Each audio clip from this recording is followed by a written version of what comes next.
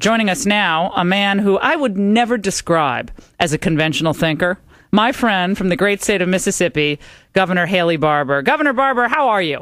Hey, Laura, I'm fine. How are you? I'm doing terrific. You know, I've been hearing all this stuff, and look, we had Romney on the show yesterday, and it was a great conversation. We hit all the hot button issues with him and so forth, and we've talked to Cain a bunch of times and know him a little bit.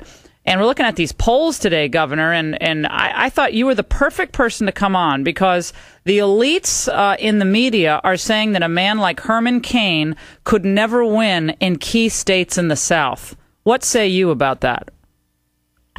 He could against Barack Obama.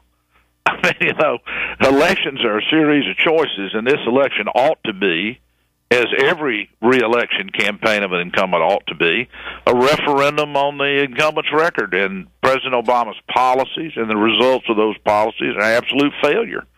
Last year's midterm election was the worst repudiation of a president's policies that in my lifetime, even more than 1994. So, I mean, if this election is what it ought to be, and that is a referendum on how President Obama's done, Republicans are going to win. If Herman Cain is our nominee running against Barack Obama, I think he'll sweep the South. What about Herman Cain in a primary in a state like Mississippi, South Carolina?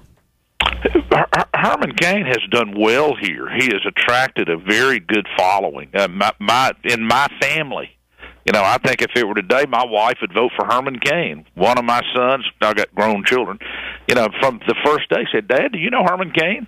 I said, "Sure, I've known him since I was chairman."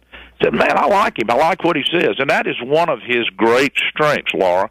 He is likable. He does not give you the impression that he's full of himself, but rather that he is a straight-talking person who will tell you, calls him like he sees them. He's not trying to sugarcoat anything. At the same time, he's not trying to be shrill and a chest beater. He's a straight talker, and I think that makes him very, very attractive to people. I can tell you I have a board full of callers right now that I'm obviously going to talk to later on in the show, but they are just, people are just on fire for this Herman Cain. I mean, they describe him as supremely confident, a fighter, a passionate advocate for conservative principles, and whether the 999 plan is right or not, he's done a brilliant thing, has he not, Governor Barbour, with branding, which is something, frankly, the Republican National Committee has had a tough time doing lately. I mean, if you try to think of one brand item that's come out of the RNC in the past year, I mean, I'd be hard pressed to come up with one.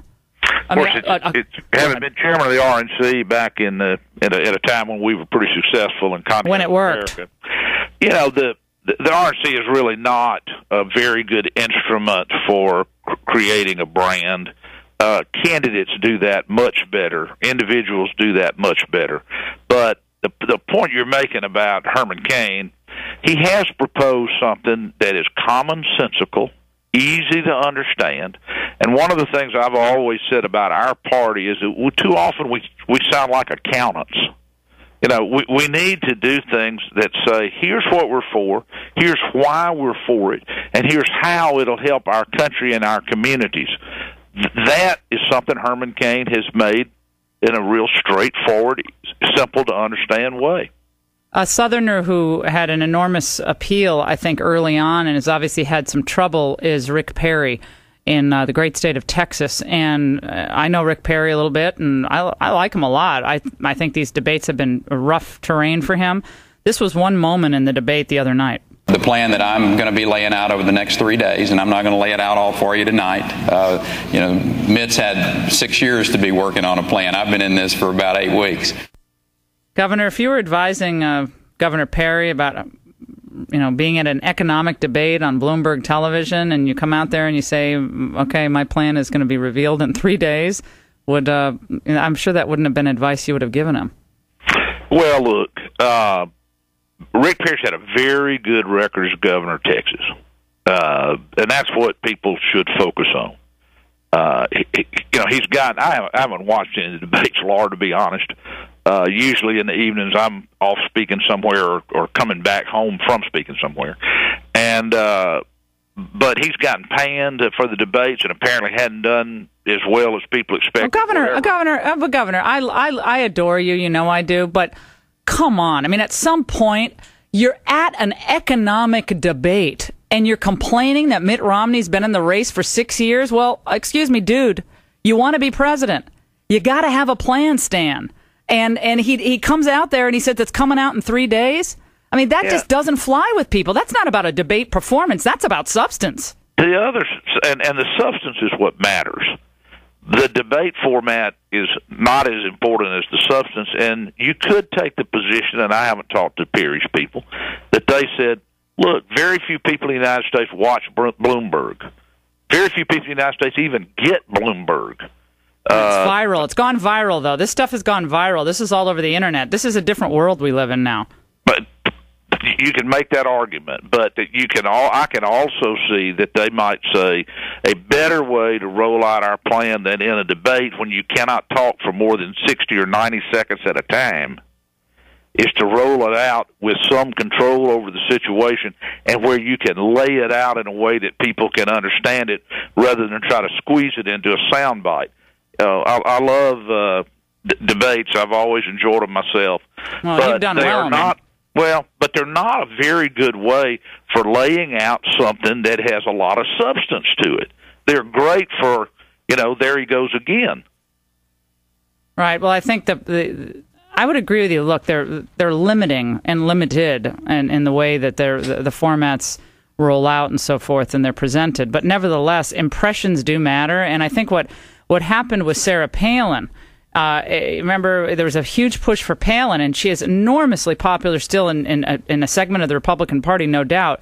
But once you get that kind of that anvil, heaped on your shoulders of the guy who's stumbling, or the guy who looks kind of confused, or the guy, then that just becomes a force unto itself, and it becomes its own self-fulfilling prophecy in this media that I agree with you are not necessarily fair, and it's kind of cruel, and it's not necessarily even the right way to find the right candidate, but nevertheless, it shows some people something, right? Because they're not with Perry on the campaign trail every day. They see Perry at the debate itself, and then they see clips of it, and it becomes its own force. That's the problem. Well, as you allude to a great political axiom, and that is that good gets better and bad gets worse.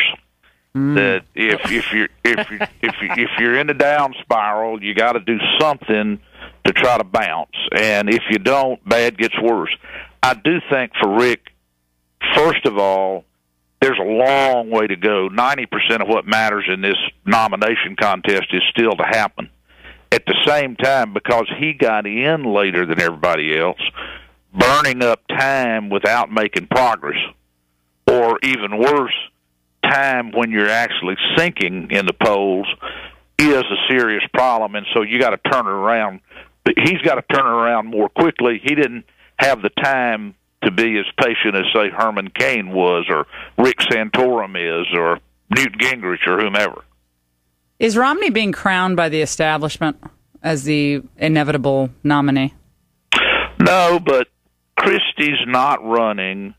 There are a lot of particularly the financial crowd in the Republican Party and people in New York who knew Christie from being across the river and being in their media market, who really, really wanted him to run. Mm-hmm. And when he decided not to run, some of those people decided, well, I better make a decision. I think what's more interesting about our contest this time is a lot of people, a huge percentage of regular donors, party leaders, are waiting. And you know why I think they're doing that, Laura? They want to pick the person who's got the best chance to beat Obama. And they're willing to say, I'll watch this field longer. 3 months ago, how many of the 27% of the people in the polls today who said they're for Herman Cain, how many of them thought they were going to be for Herman Cain today? Well, the truth is, 3 months from now, a whole lot of people that are for somebody today or for nobody today will be making a decision. It might be for somebody different. There is more patience and sitting back and waiting for clarity and sureness than I've ever seen in a Republican nomination. And one of the reasons is this time we don't have a true front runner like we normally do. Do you think Romney should have cast off RomneyCare in a definitive way as a mistake and just didn't work for Massachusetts? We tried. I was in a liberal state. We did our best. It didn't work. Would that have been smarter? Well, politically, you could probably play it either way, but I think substantively, here's Haley Barbour's view. We don't want RomneyCare in Mississippi. It is not a good solution for us. But frankly, if that's good for Massachusetts and they want it and it works for them, it doesn't work for them. That's their business. I would rather my state, Tennessee, Nebraska, Oregon, have the choice about how we run our health care programs and have Obamacare crammed down our throats. So I don't know enough about what's happened in Massachusetts except costs seem to have gone up. Costs seem to have gone up a lot faster than they thought they were going to. And, of course, that's what all of us believe is going to happen with Obamacare, that Obamacare is going to cost a heck of a lot more than advertised. And so what we're going to get is lower quality health care for a higher cost, all overseen by IPAB, Independent Purchasing Advisory Board, that's going to say what you can buy and what health care you get and what health care you can't and what you're going to pay for it. Yeah, the patients are kind of out of the equation. It's all about the formula, cost-cutting, rationing, and so forth.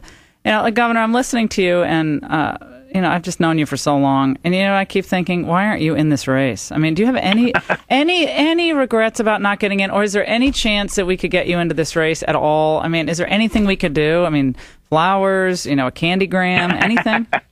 Laura, I sympathize with Chris Christie watching him the last few days, or Mitch Daniels, who, as you know, and we've been friends 30 years. To run for president, you either got to be all in or not in at all. I've been in, this will be my 12th presidential campaign, and when I was thinking about running for president, people told me, I will quit my job, I will move to Mississippi if you need me to, I will give money, I'll do this, this, this, and this. And when people are willing to make those kinds of commitments to you, then you got to be prepared to do this to the exclusion of all else, and I mean to the exclusion of all else.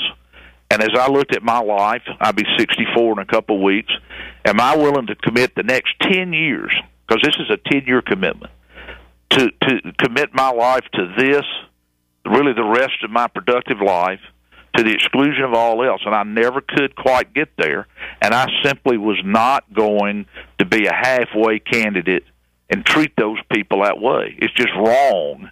And so I never could quite get there. And no, I look back and I don't regret it. I think I made the right decision because of the not being able to say I've got total fire in the belly that consumes me. Well, I got it. I mean, I hear you. I'm just, I can't blame a gal for trying. No, I'm flattered. And I do think one of the things that helps Herman Cain is that he is doing something that I tried to do when I was thinking about running. Plain spoken, straight talk, truth telling. People are sick of happy talk. They are tired of being told things aren't as bad as the people know things are. And they're tired of Obama denying the obvious.